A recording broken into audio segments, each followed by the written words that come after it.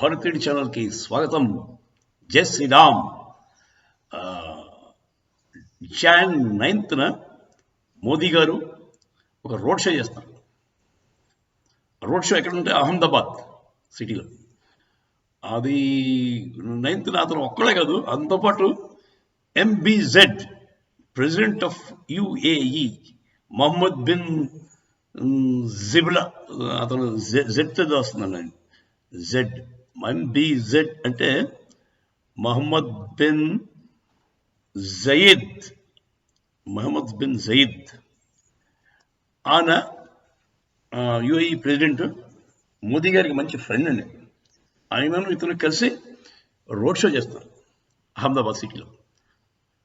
అది ఒక మహత్తరమైన విషయం.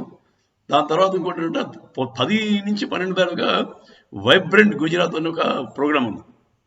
ఆ వైబ్రెంట్ గుజరాత్ ప్రోగ్రామ్కి ఆయన ఎంబీజెడ్ గారు అటెండ్ అవుతారు.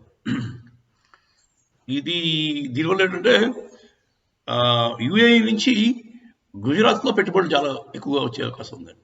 ఆల్రెడీ వాళ్ళు ఇన్వాల్వ్ అయి ఉన్నారు, ఇంకా కూడా వస్తుంది. తర్వాత ఎంబీజెడ్కి మోదీ గారికి మంచి ర్యాప్ ఉందండి. They are very good friends. Modi గారికి ఫ్రెండ్స్ అందరూ చాలామంది ఉన్నారు. పుటిన్ ఫ్రెండే, ఇటాలియన్ ప్రీమియర్ ఆవిడ లేడీ, ఆవిడ పేరు జార్జియా మెలోనీ, ఆవిడ మంచి ఫ్రెండే. మరి ఫ్రాన్స్ వాడు ఫ్రెండే, ఫ్రాన్స్ మెక్రాన్ వాడు ఫ్రెండే. ఓన్లీ యుఎస్ అండ్ కెనడా వాళ్ళ రీజన్స్ ఏవో వాళ్ళకు ఉంటాయి, పాపం వాళ్ళ ప్రాబ్లమ్స్ వాళ్ళకు ఉంటాయి. వాళ్ళు తప్ప మీద మొత్తం బాగానే ఉన్నారు. బైడెన్ కూడా he goes out of the way to talk to Modi గారు. అంటే ఒక వరల్డ్ క్లాస్ లీడర్ అండి. మనకి చులకనగా మనవాడే అని తెలియట్లేదు, కానీ ప్రపంచంలో అయితే అది చాలా చరిష్మా ఉంది. సరే, ఇది వైబ్రెంట్ గుజరాత్ తాలూకు ప్రోగ్రామ్కి అటెండ్ అవ్వడానికి వస్తున్నారు. ఆయన 9వ తారీఖు వస్తారు.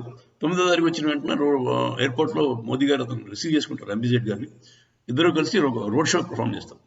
రోడ్ షో అంటే మీకు మోదీ గారికి అలవాటే, కానీ ఇతను ఎంబీజెడ్ గారికి ఫస్ట్ టైం రావడం.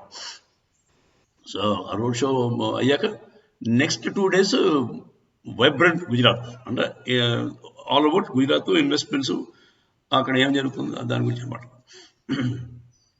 సో ఇదండి ప్రోగ్రాము. దీనివల్ల పాకిస్తాన్కి చాలా ఇబ్బంది అయిపోతుంది. ఏంటి మా ఇస్లామిక్ కంట్రీస్ తాలూకు హెడ్ ఏంటి, ఇండియాకి వెళ్ళిపోవడం ఏంటి, అక్కడ ఇన్వెస్ట్మెంట్ చేయడం ఏంటి అని వాళ్ళు కొంచెం కంగారు పడుతున్నారు. సరే, అది పాకిస్తాన్ పాపం ఎప్పుడు సహజం. వాళ్ళకి ఇప్పటికైనా తెలుసుకోవాలి, ఇస్లాం ఒకటి సరిపోదు, టెర్రరిజం ఆపుకుని కొంచెం డెవలప్మెంట్ వైపు వెళ్ళి వాళ్ళ భావజాలం మార్చుకోవాలి.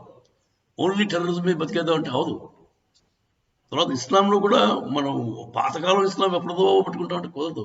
కొంచెం మోడర్నైజ్ అవ్వాలి. చదువు అది చెప్పించారు పిల్లలకి. సో ముందుకు వెళ్ళడం మంచిదని వాళ్ళు తెలుసుకుంటారని అనుకుందాం. జై శ్రీరామ్.